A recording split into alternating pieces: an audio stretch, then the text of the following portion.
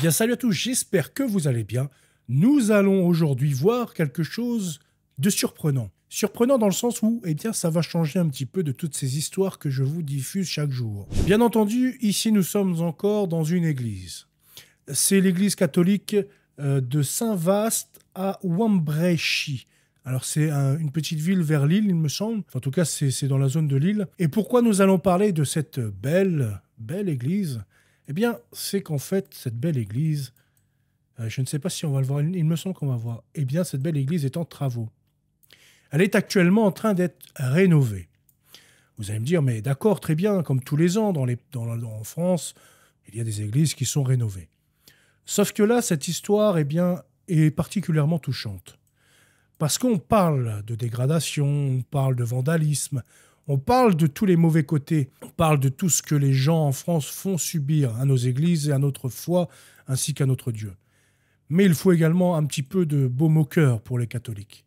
Eh bien, vous allez en avoir dans cette vidéo. C'est il y a quelques jours dans le Nord, donc 2 lingots d'or ont été déposés dans cette église que je vous ai montrée par un anonyme pour financer sa restauration. Un mystérieux donateur a déposé derrière une statue de l'église de Wambrechi 2 lingots d'or d'une valeur totale de plus de 150 000 € pour financer les travaux de rénovation de l'édifice.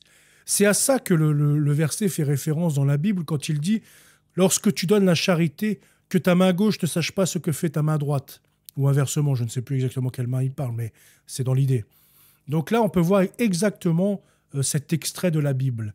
La personne arrive dans cette église, dépose derrière une statue 2 lingots d'or et de façon anonyme. Non pas pour dire « Regardez, moi je fais des dons à l'église.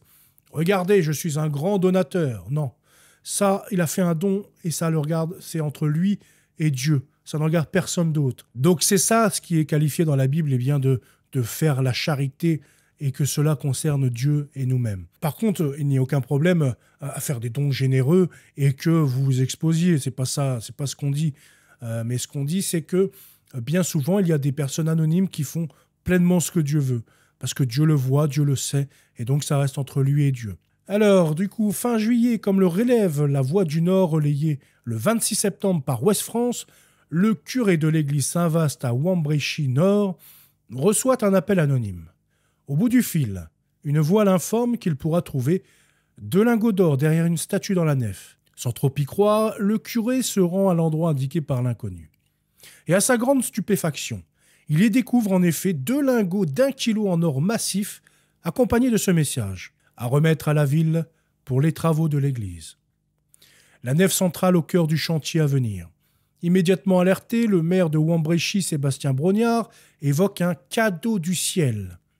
Si pour l'heure l'identité du mystérieux donateur n'est toujours pas connue, une chose est sûre, son cadeau d'une valeur de 152 540 € selon le cours de l'or actuel, permettra largement de couvrir les travaux de rénovation estimés entre 120 000 et 130 000 €.